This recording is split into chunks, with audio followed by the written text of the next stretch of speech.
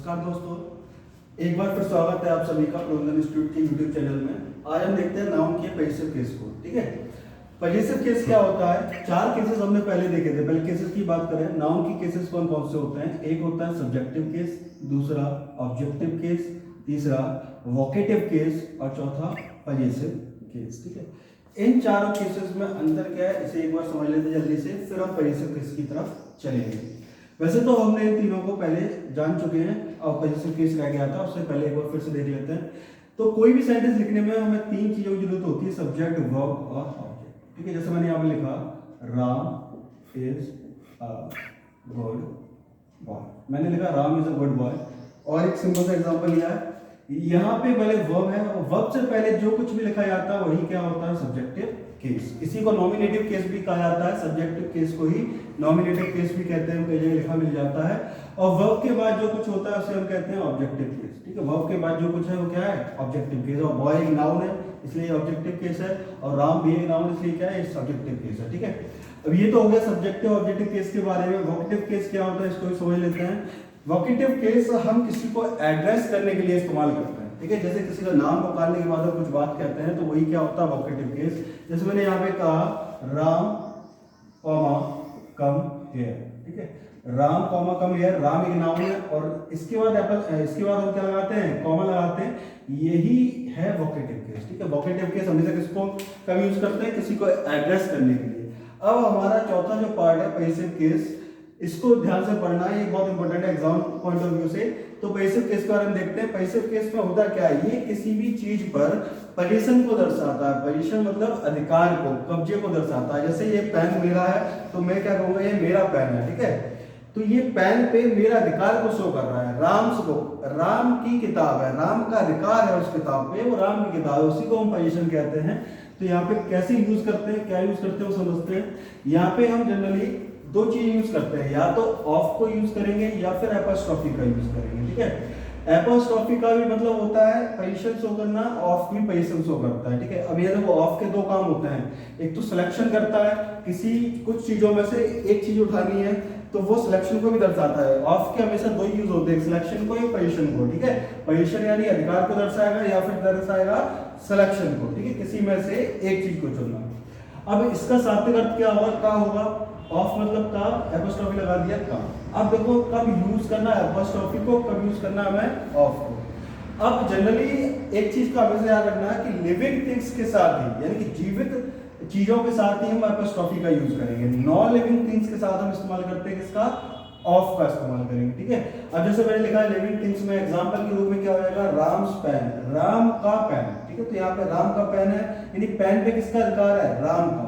Cause horn यानी गाय का सींग, तो गाय का सींग पे किसका अधिकार है? गाय का। मैस वॉलेट, आदमी का अधिकार है, शो हो रहा है वॉलेट के ऊपर। ठीक है, अब इसके कुछ पॉइंट्स हैं जो इंपॉर्टेंट पॉइंट्स उन्हें हम देख लेते हैं।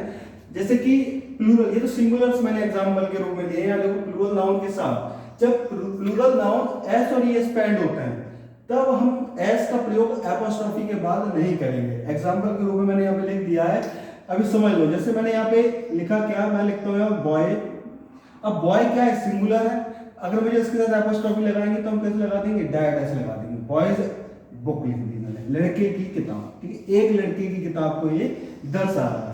अगर बॉय का प्लूरल बनाएंगे तो प्लूरल क्या बनेगा? बॉय का बॉयज हो जाएगा। एस पहले से लगा हुआ है। अब मुझे अधिकार शो कराना है तो यहाँ पे मैं एपोस्ट्रोफी कहाँ लगाऊंगा? एस के बाद। अब यहाँ नहीं लगेगी। अगर मैं गलती से यहाँ लगा देता हूँ तो फिर ये एक लड़का बन जाएगा। समझना ध्यान से, अगर मैं यहाँ पे लगाऊंगा तो ये कितने बन जाएंगे? सिर्फ एक लड़का। और मैं कितने शो करने में? लड़कों को शो करना है तो बॉयज ही होगा। याद रखना, अगर कभी भी एस के बाद एपोस्ट्रोफी आती है तो वो प्लूरल को शो करता है, बहुवचन को शो करेगा। तो बॉयज हॉस्टल मैंने यहाँ लिखा। ठीक है, बॉयज हॉस्टल, ये क्या शो कर रहा है? लड़कों का हॉस्टल हो गया यहाँ पे, ये प्लूरल हो गया। इसी तरीके से मैंने गर्ल का देखा, गर्ल अगर एक गर्ल होगी तो सिर्फ गर्ल एपोस्ट्रोफी एस लगा देंगे। अगर यहाँ बहुत सारी लड़कियां हैं तो गर्ल्स के बाद एपोस्ट्रोफी होगा। एक एग्जांपल के रूप में और देख लेते हैं, जैसे मैन। मैन है, अगर मैन का किसी पर अधिकार शो कराना है तो मैं एपोस्ट्रोफी एस ऐसे लगाऊंगा। मैन का प्लूरल बनाऊंगा तो क्या बनता है? एम-ई-एन। अब यहाँ पे तो एस नहीं आया, यहाँ एस नहीं आया तो यहाँ भी एपोस्ट्रोफी कहाँ आएगी? ऐसे। इसका मतलब ये अभी प्लूरल है और ये सिंगुलर था। ठीक है, अभी यहाँ एस के बाद एपोस्ट्रोफी नहीं लगाया। ये मत रट लेना कि प्लूरल आता है तो एपोस्ट्रोफी एस एस नहीं आएगा, एपोस्ट्रोफी अकेला आएगा, ऐसा मत रखना। ऐसा तभी होगा जब ये कहाँ पे एस और एस पे एंड हो रहे होंगे, लास्ट में एस और एस दिखेगा तभी सिर्फ एपोस्ट्रोफी लगा के हमें छोड़ देना है, ठीक है, ये ध्यान रखना। और एक और कंडीशन यहाँ पे होती है जब कोई नाउन हिसिंग साउंड को प्रोड्यूस करे, ठीक है, हिसिंग साउंड निकलता है तब हम किसका यूज करेंगे, सिर्फ एपोस्ट्रोफी का, तब एस का उपयोग नहीं करेंगे। लास्ट में हमें देखने को मिल जाते हैं एस एच, ठीक है, S E S C H, ऐसे कुछ वर्ड देखेंगे जो हिसिंग साउंड को शो करते हैं। तो जैसे कि यहाँ पे लिखा है गणेश आइडल, यानी गणेश जी की मूर्ति, ठीक है। अब गणेश एक ही है यहाँ पे, पर भी फिर भी हमने एस नहीं लगाया, क्यों, क्योंकि इसके लास्ट में क्या आ रहा है, एस एच, यानी कि हिसिंग साउंड यहाँ भी आ रहा है। फॉर जीसस से यहाँ भी हम एस नहीं लगाएंगे, अगर यहाँ हम एस लगाते हैं तो फिर ये भी क्या हो जाएगा, गलत हो जाएगा, ठीक है। तो यहाँ पे हम एस का प्रयोग नहीं करेंगे। आगे कुछ पॉइंट्स देखते हैं यहाँ पे हम एपोस्ट्रोफी में ही, ठीक है। जैसे एपोस्ट्रोफी कहाँ इस्तेमाल नहीं करना है, ठीक है, ये मैं यहाँ बता रहा हूँ, कहाँ इस्तेमाल करना वो सब देखेंगे। तो एपोस्ट्रोफी का हम यूज प्रोनाउन के साथ नहीं करते, और इससे प्रोनाउन के साथ हम नहीं करते, ठीक है। यहाँ पे ऐसे लिखा है योर्स फेथफुली, तो यहाँ योर्स में एपोस्ट्रोफी नहीं आएगा।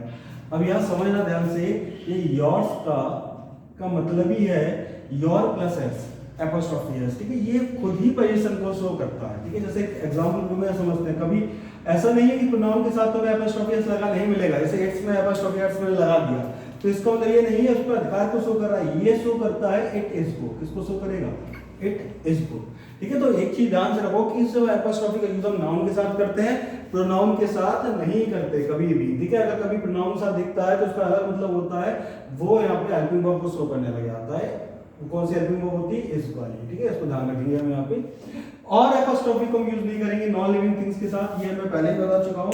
तो नॉन लिविंग थिंग्स के साथ एपोस्ट्रोफी का प्रयोग नहीं करेंगे। जैसे चेयर स्लैग लिखा है, मतलब इसका क्या है, कुर्सी की टांग, बिल्कुल सही है, कोई दिक्कत नहीं, पर लिखने में नहीं करते हैं, जब लिखते हैं तो ऐसा नहीं करेंगे। तो हम यहाँ क्या लिखेंगे, लैग ऑफ चेयर, जो हमने वहां ऊपर लिखा था कि नाउन के साथ एपोस्ट्रोफी ऑफ का प्रयोग करते हैं, तो ये ऑफ का प्रयोग कहाँ करेंगे हम, नॉन लिविंग थिंग्स में अधिकार को शो करने के लिए, पोजीशन को शो करने के लिए। तो लैग ऑफ चेयर होगा, ना कि चेयर्स लैग होगा, याद रखना।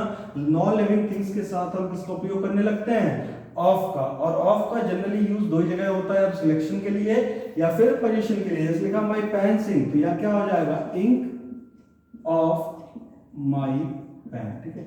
तो यहाँ पे ये भी क्या था, नॉन लिविंग थिंग्स थी, तो नॉन लिविंग थिंग्स के साथ हम नहीं करेंगे, ठीक है।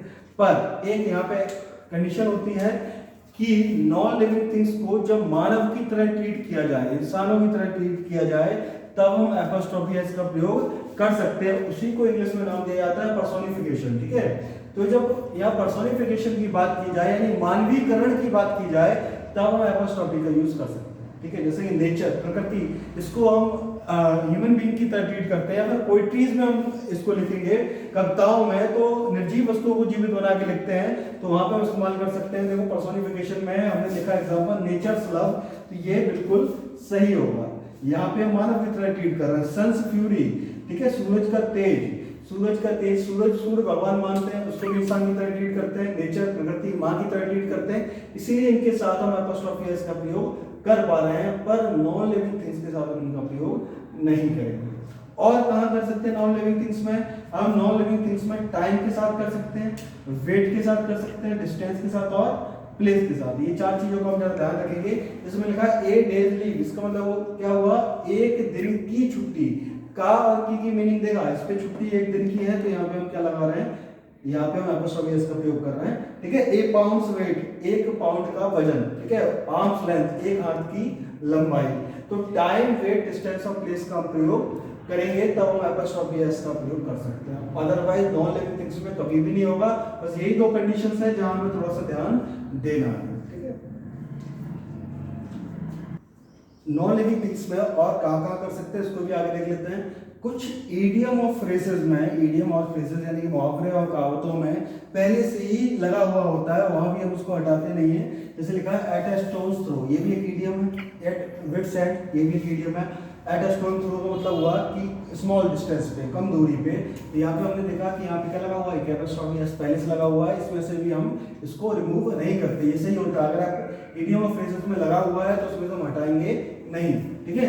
ऐसे कुछ रेस्पेक्टेबल नाउन्स होते हैं, उनके साथ भी हम एपोस्ट्रोफी का यूज करेंगे, भले ही वो नॉन लिविंग थिंग हो, कोई दिक्कत नहीं होती। जैसे यहाँ लिखा है कोर्ट्स ऑर्डर, यानी कि कोर्ट का आदेश, तो यहाँ पे एपोस्ट्रोफी एस लगाएंगे, ठीक है। एट ड्यूटीज कॉल, है ना, यहाँ पे भी हम एपोस्ट्रोफी का एस का प्रयोग करते हैं। हेवनली बॉडीज में भी हम किसका प्रयोग करते हैं, एपोस्ट्रोफी का प्रयोग करेंगे, ठीक है।